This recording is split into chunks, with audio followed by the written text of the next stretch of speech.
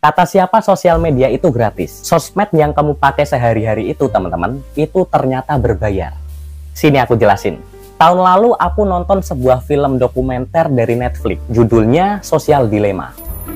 What I want people to know is that everything they're doing online is being watched, is being tracked, every single action you... Singkatnya, film ini menceritakan tentang sisi buruk dari sosial media yang kita pakai sehari-hari, teman-teman. Ada satu scene yang aku suka banget. Ada seseorang yang ahli di bidang teknologi. Namanya Tristan Harris. Dalam wawancaranya dia sempat bilang kurang lebih seperti ini. If you are not paying for the product, you are the product. Selama ini kita merasa bahwa posting di Instagram itu gratis. Berkomentar di TikTok itu gratis. Memberikan like di YouTube itu gratis. Ternyata enggak, teman-teman. Semuanya yang kita lakukan di sosial media itu berbayar. Terus bayarnya berapa rupiah? Bayarnya itu nggak pakai uang, teman-teman, tapi bayarnya pakai waktu dan juga perhatian. Coba sekarang kalian tanya ke diri kalian sendiri, berapa banyak waktu yang kalian pakai untuk scrolling sosial media dalam satu hari? 1 jam, 2 jam, 3 jam, atau lebih? Berapa banyak konten yang kalian perhatikan dalam satu hari? Puluhan, ratusan, atau mungkin ribuan konten? Nah, kita menukarkan waktu dan perhatian kita untuk konten yang kita konsumsi setiap hari di sosial media, teman-teman. Terus kalau perusahaan sosial media udah dapetin perhatian dan waktunya kita, selanjutnya apa? Selanjutnya mereka akan dapat data aktivitas kalian di sosial media. Berapa lama kalian menonton konten, konten seperti apa yang kalian suka, akun seperti apa yang kalian follow, dan lain sebagainya.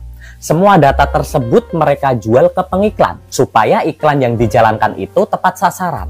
Kalau iklan tepat sasaran, artinya penjualannya pun bisa meningkat. Kalau penjualan meningkat, akhirnya pengiklan akan terus-terusan mengiklan di platform tersebut. Kalau pengiklan terus-terusan mengiklan, artinya perusahaan sosial media akan mendapatkan profit terus-menerus. Dari waktu dan perhatian kita dalam menggunakan sosial media, mereka mengkonvert menjadi uang di perusahaan mereka.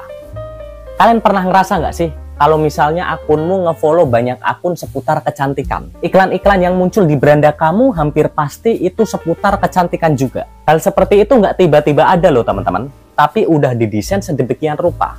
Aku nggak bilang ini 100% negatif ya, no. Aku juga seorang sosial media spesialis. Lebih dari 70% incomeku itu juga datang dari sosial media juga, teman-teman. Aku juga ngembangin bisnis lewat sosial media. Dan mungkin bisa dikatakan secara kasar, ya aku hidup dari sosial media. Tapi hanya karena sosial media memberikanku banyak manfaat, bukan berarti aku menutup mata untuk sesuatu yang negatif ya. Tidak. Maksudku gini, teman-teman. Sebuah fakta yang harus kita terima adalah sosial media yang kita gunakan setiap hari itu nggak gratis, tapi berbayar. Oke? Nah, kalau sekarang kita udah tahu kalau sosial media itu berbayar, kenapa kita tidak manfaatkan untuk memaksimalkan untuk sesuatu yang lebih produktif? Misalnya gitu ya, ngembangin bisnis, bangun personal branding, ataupun cari uang di situ, gitu. Daripada hanya menggunakan sosial media hanya untuk kegiatan yang konsumtif aja. Analoginya gini, teman-teman. Kalau misalnya kita sama-sama sewa sepeda motor, daripada hanya digunakan untuk jalan-jalan sama pacar doang, lebih mending kita gunakan untuk narik ojek online gitu. Digunakan untuk pergi ketemu sama klien, pergi ke workshop di luar gitu, ataupun kegiatan yang lebih produktif lainnya. Nangkep poinnya ya?